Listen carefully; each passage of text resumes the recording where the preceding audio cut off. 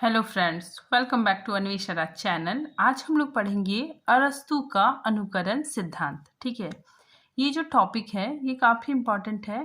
ठीक है, और जो हमारा यूजीसी नेट का सिलेबस है उसमें भी ये टॉपिक है, तो इस टॉपिक को हम लोग पूरे विस्तार से पढ़ेंगे। ठीक है, आइए पढ़ना स्टार्ट करते। देखिए, सबसे पहले अरस्तु का जीवन परिचय। ठीक है, देखिए इनका जन्म 384 ईसा पूर्व में हुआ था। ठीक है, और इनकी मृत्यु 322 ईसा पूर्व में हुई थी। ठीक है, और इनका जन्म स्थान मकदूनिया, ठीक है, मकदूनिया नामक स्थान में इनका जन्म हुआ था। इनके गुरु का नाम प्लेटो, ठीक है, इनके गुरु का नाम प्लेटो था। ठीक है, और ये अरस्तु की शिष्य, ठीक है, अरस्तु के शिष्य सिकंदर थे। ठीक है, फिर देखिए इनके पिता यूनानी सम्राट फिलिप के राजवैद्य थे। ठीक है, आगे देखिए अरस्तु ने राजनीतिक शास्त्र, मनोविज्ञान, भौतिक शास्त्र, आचार्य शास्त्र, ज्योतिष विज्ञान आदि विषयों पर 400 ग्रंथ की रचनाएं कर पाश्चात्य ज्ञान विज्ञान के क्षेत्र में अमूल्य योगदान दिया। ठीक है, तो ये मतलब लगभग 400 ग्रंथों की रचना किए। ठीक है, और अपना महत्वपूर्ण योगदान दिया। ठीक है, आगे देखिए अरस्तु ने 400 ग्रंथों की रचना की। ठीक है, जिनमें से 3, ठीक है, जिनमें से 3 काफी प्रसिद्ध और प्रमुख है। ठीक है, कौन कौन है देखिए, सबसे पहले नंबर पेरी पोई एलिकेस। ठीक है, ये क्या है, ये काव्य शास्त्र है। ठीक है, देखिए इसमें काव्य के मौलिक सिद्धांतों की विवेचना की गई है। ठीक है, मतलब काव्य के मौलिक सिद्धांतों का वर्णन किया गया है। ठीक है, साथ ही 50 पृष्ठों का यह ग्रंथ छोटे छोटे 26 अध्यायों में बटा हुआ है। ठीक है, तो क्वेश्चन आता है, ठीक है, कि ये कितने अध्यायों में बटा हुआ है, तो 26 अध्यायों में बटा हुआ है। ठीक है, नेक्स्ट देखिए तेखनेस रितोरिकेस। ठीक है, ये जो इनकी जो रचना है ये भाषा शास्त्र है। ठीक है, देखिए अरस्तु ने भाषा संबंधी विभिन्न प्रश्नों पर विचार किया है। ठीक है, तो इसमें भाषा संबंधी विभिन्न प्रश्नों पर विचार किया गया है। ठीक है, नेक्स्ट देखिए वसीयतनामा। ठीक है, काफी इंपॉर्टेंट है।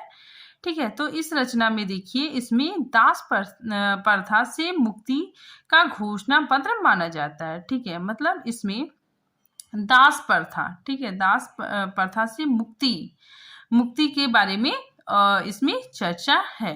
तो देखिए वसीयतनामा को दास प्रथा से मुक्ति का घोषणा पत्र भी माना जाता है। ठीक है, क्योंकि इसमें दास प्रथा से मुक्ति का वर्णन किया गया है।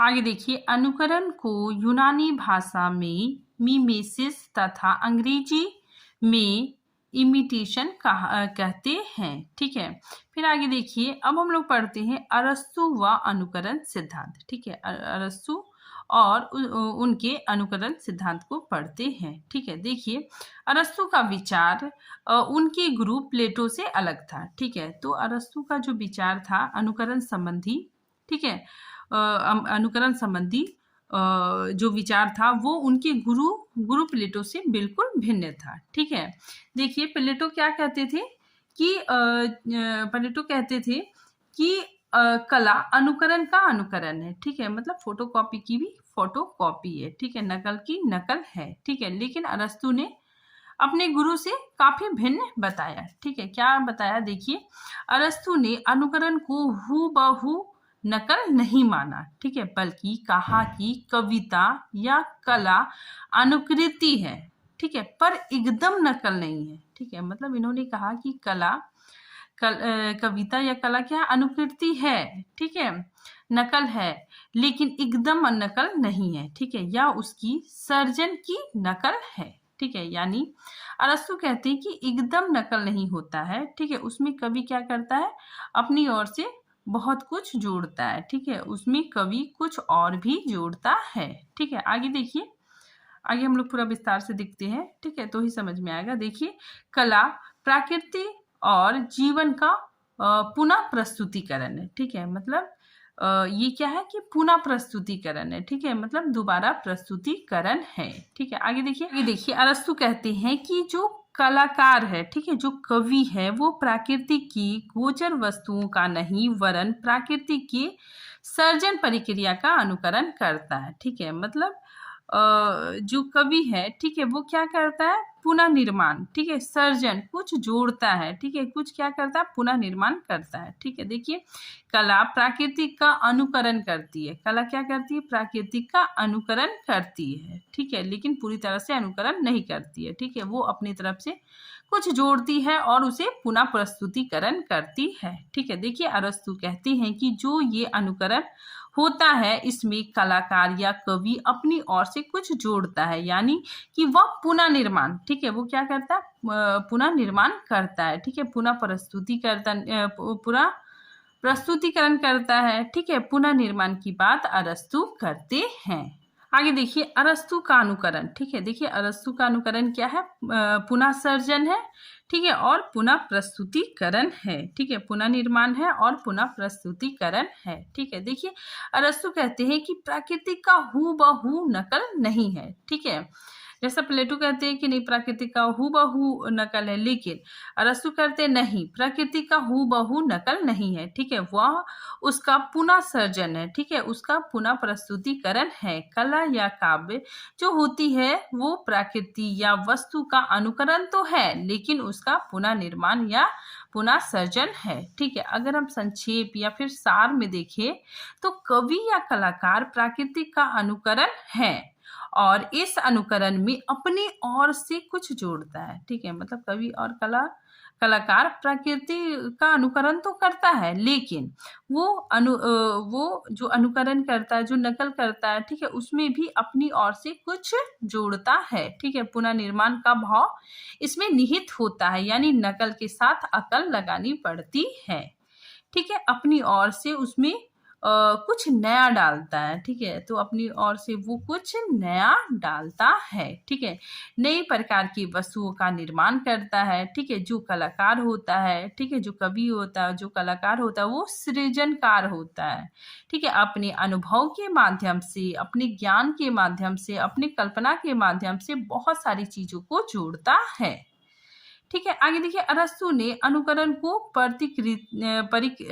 प्रतिकृति नहीं माना, ठीक है, मतलब नकल नहीं माना, ठीक है, उन्होंने उसे पुनः सर्जन या पुनः निर्माण कहा, ठीक है, तो इन्होंने पुनः सर्जन या पुनः निर्माण कहा। उनकी दृष्टि में अनुकरण हूबहू नकल ना होकर एक सर्जन प्रक्रिया है, ठीक है, इसमें संवेदना व आदर्शों का मेल है, ठीक है, इन्हीं के द्वारा कवि अपूर्णता को पूर्णता प्रदान करता है, ठीक है। तो आई होप आप लोग को समझ में आ गया होगा कि अरस्तु का अनुकरण सिद्धांत।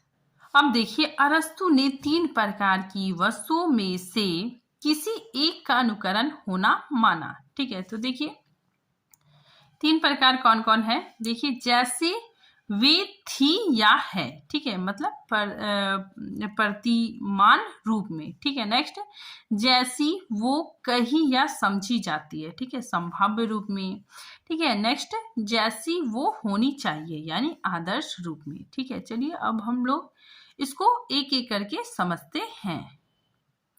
अब देखिए, काव्य में वस्तु के 3 रूपों का अनुकरण होता है, ठीक है, 3 रूपों का अनुकरण होता है, ठीक है, प्रतिमान रूप का, ठीक है, संभाव्य रूप का और आदर्श रूप का, ठीक है। प्रतिमान रूप में क्या होता है कि जैसा अनुकर्ता को प्रतीत होता है, ठीक है, मतलब जैसा उसे नजर आता है, ठीक है, उसी के अनुरूप वो रचना करता है, ठीक है। देखिए, जैसा उसे नजर आ रहा है, ठीक है, कवि या कलाकार को जैसा प्रतीत होता है, ठीक है, जैसा उसे दिखता है उसी का अनुकरण करता है, ठीक है। नेक्स्ट देखिए, संभाव्य रूप मतलब जैसा वह हो सकता है, ठीक है, मतलब इसमें कुछ परिवर्तन भी हो सकता है, ठीक है, इसमें कुछ अच्छा भी हो सकता है और कुछ बुरा भी हो सकता है, ठीक है। फिर देखिए, आदर्श रूप मतलब जैसा वह होना चाहिए, ठीक है, मतलब ये मतलब अच्छे की बात हो रही है, ठीक है, अगर खराब चीज है तो भी उसे अच्छा करके सोचा जा सकता है, ठीक है, मतलब इसमें भविष्य की बातें भी की जा रही है। अतः अनुकरण भावनात्मक एवं कल्पनात्मक पुनः सृजन का पर्याय है। ठीक है, इसमें भावनात्मक भी होता है, ठीक है, कलात्मकता का पुनः सृजन होता है, ठीक है, यथार्थ प्रत्याख्यान नहीं होता है, ठीक है, मतलब यथार्थ नहीं होता है, जैसा दिख रहा है वैसा नहीं होता है, ठीक है, उसमें कवि कुछ अपना सृजन करता है, ठीक है, अपनी भावनाओं को इंक्लूड करता है, अपनी कल्पनाओं को जोड़ता है। आगे देखिए, अरस्तु की दृष्टि में कला भाषा के माध्यम से अनुभूति और कल्पना द्वारा पुनः सृजन है। ठीक है, तो अरस्तु की दृष्टि में, ठीक है, काव्य भाषा के माध्यम से अनुभूति और कल्पना द्वारा, ठीक है, वो अपनी अनुभूति और कल्पना के द्वारा पुनः सृजन करता है। ठीक है, आगे देखिए, इनके अनुसार अनुकृति केवल आकृति, आकृति मतलब देखना, ठीक है, आकृति और स्वर का नहीं है, ठीक है, स्वर मतलब सुनना, ठीक है, तो इनके अनुसार अनुकरण केवल आकृति या स्वर का ही नहीं किया जाता, अपितु आंतरिक भावनाओं व वृत्तियों का भी किया जाता है। ठीक है, तो इसमें आंतरिक भावनाओं और वृत्तियों का भी अनुकरण किया जाता है। अब देखिए सिद्धांतों का मूल तत्व। ठीक है, देखिए अरस्तु ने काव्य को स्वतंत्र विधा माना है। ठीक है, काफी इंपॉर्टेंट है, काव्य को स्वतंत्र विधा माना है। ठीक है, आगे देखिए, अरस्तु के अनुसार कविता संसार की अनुकृति है।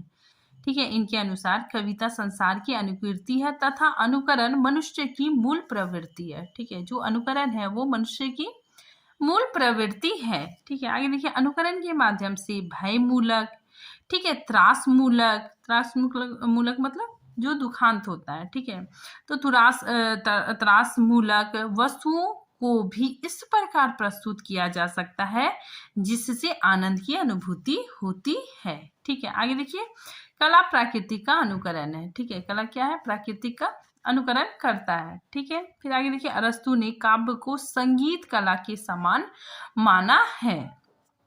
फिर नेक्स्ट, अनुकरण में आत्म तत्व का प्रकाशन निहित होता है। ठीक है, तो अनुकरण में कवि का जो आत्म तत्व का प्रकाशन निहित होता है। ठीक है, आगे देखिए, अरस्तु कवि व इतिहासकार में अंतर बताते हैं। ठीक है, वे कहते हैं कि इतिहासकार का संबंध जो घटित हुआ है, ठीक है, उसके साथ होता है, जबकि कवि का संबंध जो घटित हो सकता है, ठीक है, मतलब जो घटना होने वाली है, ठीक है, तो जो घटित हो सकता है उसके साथ होता है। ठीक है, काव्य इतिहास की अपेक्षा अधिक दार्शनिक और उच्च स्तर की बात होती है। ठीक है, तो इसमें अरस्तु कहते हैं कि जो काव्य इतिहास की अपेक्षा अधिक दार्शनिक और उच्च स्तर की बात होती है। देखिए, काव्य में अनुकृति का माध्यम, ठीक है, मतलब काव्य में अनुकरण का माध्यम क्या होना चाहिए? देखिए, अरस्तु के मतानुसार काव्य का माध्यम भाषा होती है। ठीक है, जो काव्य का माध्यम क्या होता है? भाषा होता है। ठीक है, याद रखिएगा आप लोग, काव्य का माध्यम भाषा होती है, इसीलिए काव्य भाषा के माध्यम से कलात्मक अनुकृति होती है। ठीक है, आगे देखिए, काव्य भाषा गद्य और पद दोनों में किसी भी रूप में हो सकता है। ठीक है, मतलब काव्य भाषा गद्य या पद दोनों में से किसी में भी हो सकता है। ठीक है, आगे देखिए, इसमें केवल छंद हो ये जरूरी नहीं है। आगे देखिए, इन्होंने ललित कलाओं को उपयोगी कला से उत्कृष्ट बताया। ठीक है, तो इन्होंने ललित कला को अन्य कलाओं से उत्कृष्ट बताया। ठीक है, आगे देखिए, इन्होंने कला की स्वतंत्र सत्ता स्थापित की व सौंदर्यवाद की प्रतिष्ठा की। ठीक है, तो अरस्तु ने सौंदर्यवाद की प्रतिष्ठा की। ठीक है, आगे देखिए, इनकी मान्यता है कि इस अनुकरण व चित्रण में कवि की भावना, ठीक है, और कल्पना का निश्चय ही योगदान होगा। ठीक है, तो ये कहते हैं कि कवि की भावना और कल्पना का योगदान होता है। ठीक है, वह नकल मात्र नहीं होगा। ठीक है, आगे देखिए, अरस्तु अनुकरण को सृजनात्मक क्रिया मानते हैं। ठीक है, उनके अनुसार अनुकरण की प्रक्रिया में कला द्वारा प्राकृतिक के अनेक दोष, ठीक है, मतलब कला के द्वारा जो प्राकृतिक में अनेक दोष है, ठीक है, वह अपूर्णताएं पूरी की जाती है। ठीक है, तो कला के द्वारा प्राकृतिक में जो दोष है, ठीक है, जो अपूर्णता है उसे पूरा किया जाता है। ठीक है, आगे देखिए, अरस्तु भावनामय तथा कल्पनामय अनुकरण को स्वीकार करते हैं। अब देखिए, अरस्तु ने सामान्यतया 3 प्रकार की शैलियों का वर्णन किया है। ठीक है, पहला प्रबंधनात्मक शैली, ठीक है, दूसरा आत्मा अभिव्यंजनात्मक शैली, ठीक है, और तीसरा नाट्य शैली। ठीक है, तो सबसे पहले हम लोग देखते हैं प्रबंधनात्मक शैली। ठीक है, तो देखिए, जिसमें कवि पात्रों के साथ साथ स्वयं, ठीक है, स्वयं भी भूमिका अदा करता है। ठीक है, कोई भी कथन स्वयं कहता है और पात्रों को भी कहलवाता है। ठीक है, कभी स्वयं रोल अदा करता है, ठीक है, तो कभी पात्रों से रोल अदा करवाता है। ठीक है, बीच बीच में अपने कथन प्रस्तुत करता तो कभी पात्रों से कथन प्रस्तुत करवाता है। ठीक है, आगे देखिए, अभिव्यंजनात्मक शैली। ठीक है, देखिए, इस शैली में कवि प्रारंभ से लेकर अंत तक स्वयं ही भूमिका अदा करता है। ठीक है, स्वयं ही कथन कहता है और इन कथनों का क्रमवार एक जैसा ही पाया जाता है। ठीक है, तो इन कथनों का जो कर्मवार है, ठीक है, कर्म एक जैसा पाया जाता है। ऐसी शैली को आत्म अभिव्यंजनात्मक शैली कहलाती है। ठीक है, नेक्स्ट देखिए, नाट्य शैली। नाट्य शैली में कवि स्वयं को दूर रखता है। ठीक है, तो नाट्य शैली में कवि स्वयं को दूर रखता है, पात्रों के माध्यम से कथन को प्रस्तुत करता है। ठीक है, आगे देखिए, अरस्तु कहते हैं कला उनको पूर्ण कर सकती है जिसे प्राकृतिक भी पूरी नहीं कर सकती। ठीक है, आगे देखिए, अरस्तु के अनुसार काव्य कला सर्वोच्च अनुकरण कला है। ठीक है, और सभी ललित कलाओं से श्रेष्ठ है। ठीक है, तो अरस्तु का कहना है कि जो अनुकरण कला है वो क्या है, सबसे सर्वोच्च है। ठीक है, सभी ललित कलाओं से भी सर्वोच्च अनुकरण कला है। ठीक है, तो आज ये टॉपिक यहीं पे खत्म होता है। ठीक है, मिलते हैं नेक्स्ट टॉपिक के साथ, तब तक के लिए थैंक यू।